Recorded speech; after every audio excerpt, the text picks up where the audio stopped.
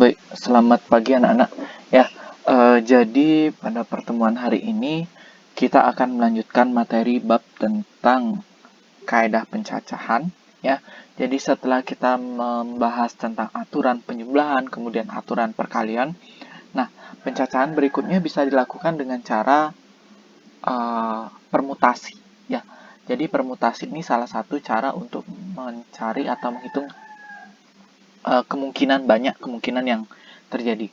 Tapi sebelum kita belajar permutasi, ada baiknya kita belajar yang namanya faktorial terlebih dahulu, ya, untuk mendukung atau untuk memahami kalian dalam mempelajari yang namanya permutasi. Ya, jadi faktorial itu apa sih? Nah, jadi faktorial itu dinotasikan dengan seperti ini. Untuk n bilangan asli, bentuk faktorial bilangan n didefinisikan dengan ini ya, n faktorial sama dengan n kali n dikurangi 1 kali n dikurangi 2 kali sampai seterusnya 2 kali 1. Jadi maksudnya atau bagaimana artinya? Nah, faktorial itu ciri-cirinya dinotasikan dengan tanda seru. Ya, misalkan ada bilangannya itu adalah bilangan n, maka n faktorial itu didefinisikan dengan perkalian dari bilangan n tersebut. Dari n sampai nanti akhirnya itu adalah 1. Ya, jadi kalau misalnya dia 3 faktorial, maka 3 kali 2 kali 1, dan seterusnya. Nah, contoh. Nah, kalau misalnya 0 faktorial, ya, jadi kalau 0 faktorial itu adalah 1. Nah, n di sini itu terbatas sampai hanya bilangan asli saja. Jadi, dari 1, 2, 3, 4, dan seterusnya. Tapi kalau 0 faktorial itu adalah 1. Sedangkan negatif, dia tidak didefinisikan. Ya. Nah, lalu contoh dari faktorial sendiri. Nah, misalnya seperti ini. Tentukan hasil dari 4 faktorial. Gampang aja ya. 4 faktorial itu definisikan dengan 4 kali 3 kali 2 kali 1. Pokoknya dia dari 4 sampai 1. Itu jadinya 4 kali 3 kali 2 kali 1 itu adalah 24. Ya, contoh yang lain. Nah, misalkan pembagian dari 10 faktorial dibagi 7 faktorial.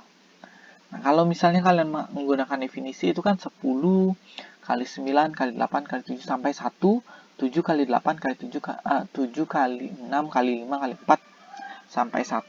Nah, kalau dia pembagian ada sedikit triknya, tidak perlu kalian buka seperti itu, tinggal bagi dengan yang faktorialnya yang paling kecil. Ya, misal 10 faktorial. Ini kan sama 7 faktorial, ini yang paling kecil. Jadi cukup sampai 7 faktorial. 10 kali 9 kali 8 kali 7 faktorial per 7 faktorial. Maka ini bisa dicoret sehingga jadinya adalah 10 kali 9 kali 8. Itu adalah 720. Ya, jadi kurang lebih hanya sampai di sana saja atau hanya itu saja pengertian dari faktorial. Sisanya itu adalah pengembangan soal dari faktorial. Intinya faktorial itu adalah dilambangkan dengan tanda seru dan dari bilangan itu sampai 1 dikalikan semua ya. Oke. Lanjut. Setelah kalian paham faktorial, maka kita kembali lagi ke yang namanya permutasi. Jadi apa sih itu permutasi? Ya. Nah, permutasi itu adalah proses pencacahan dengan memperhatikan urutan. Jadi banyaknya kemungkinan dengan memperhatikan urutan. Maksudnya bagaimana ya? Kita contoh. Misal ada himpunan A, itu anggotanya itu adalah A, B, dan C. Jadi ada 3 anggota, A, B, dan C. Nah, dari A, B, dan C ini akan kita ambil 2 anggota. Ya, kita ambil 2 anggota, tentukan banyaknya anggota tersebut. Ya. Jadi, susunan yang mungkin kita buat itu yang pertama bisa kita ambil itu adalah AB, ya. Yang kedua bisa kita pasangkan AC, ya kan? Yang ketiga bisa pasangkan BC. Ya. Nah, clue dalam permutasi ini adalah permutasi perhatikan yang namanya urutannya. Jadi urutan AB, A duluan, B-nya belakangan. Nah, karena dia memperhatikan urutan, kalau BA Itu kan berbeda ya. Nah, jadi kemungkinan dalam permutasi bisa saja BA, bisa saja CA, atau bisa saja CB. Nah, ini yang namanya permutasi. Ya, pencacahan yang namanya memperhatikan urutan. Dari suatu bilangan akan diambil, dari beberapa bilangan akan diambil lebih kecil dari bilangan tersebut. Atau lebih kecil dari kemungkinan tersebut. Ya, jadi kalau misalnya ada 3 anggota atau 3 kemungkinan akan diambil 2, jadi banyaknya ada 6. Ya, nah ini yang kalian harus perhatikan, jadi urutannya dibedakan. Makanya jumlahnya itu ada 6, tidak 3. Ya, tadi kan kita menyebutkan 3. Tapi karena AB berbeda dengan BA, maka jadinya adalah 6. Ya, nah, permutasi kurang lebih seperti itu. Nah, penjabaran dari permutasi atau aplikasi dan permutasi istilahnya ya, itu ada banyak ya. Yang pertama itu adalah permutasi dari unsur-unsur yang berbeda. Nah, maksudnya bagaimana sih? Jadi penyusunan dari n unsur yang diambil dari n unsur. Ada jumlah r unsur, ada banyaknya, ada r misalnya, r unsur akan diambil n sebanyak n. Atau maksudnya seperti ini.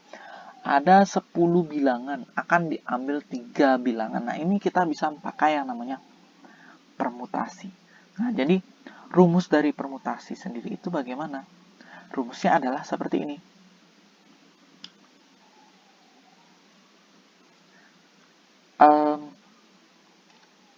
Diambil dari n unsur sebanyak r unsur gitu ya.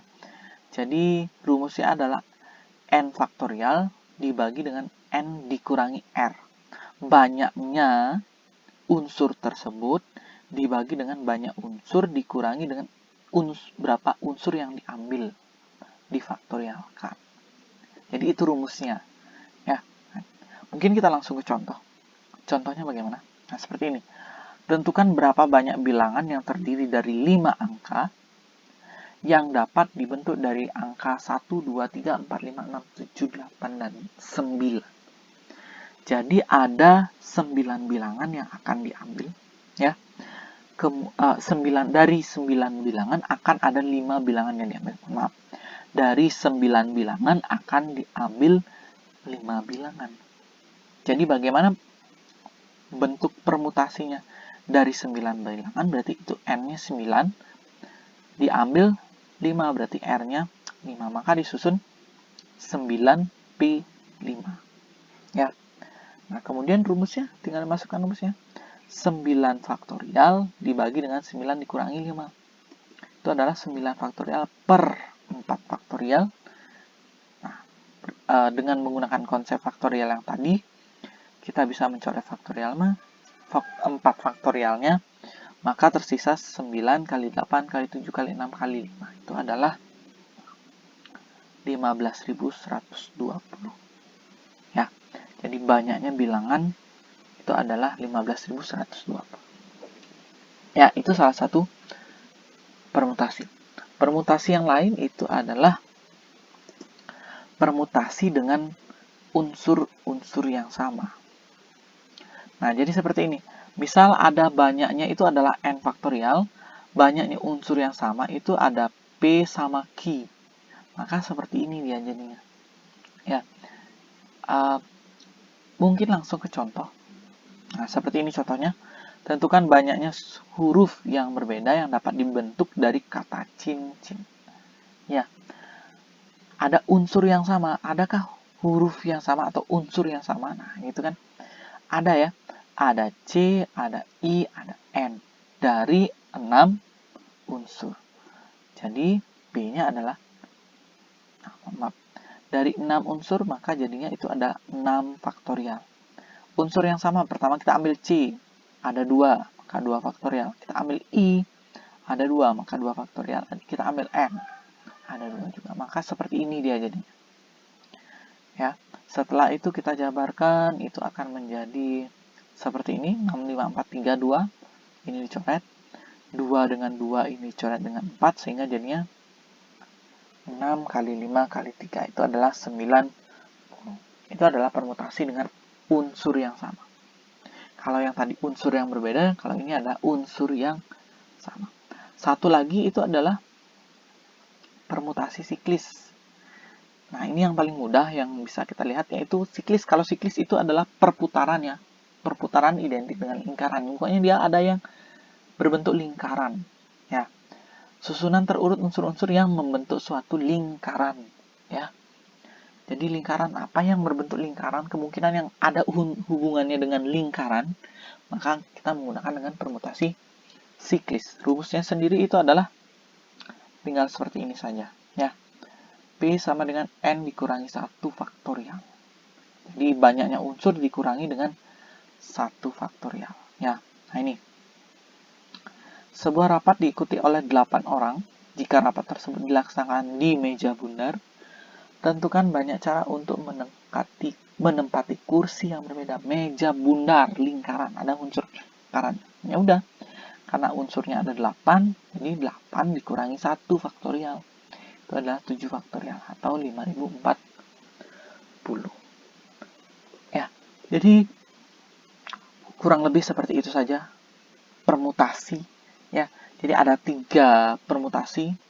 Ya, bukan 3 permutasi, permutasinya hanya 1, tapi cabangnya itu ada 3 ya. Ada unsur yang berbeda, ada unsur yang sama, dan permutasi siklis. Ya, jadi sekian untuk materi hari ini. Semoga bisa dipahami. Terima kasih.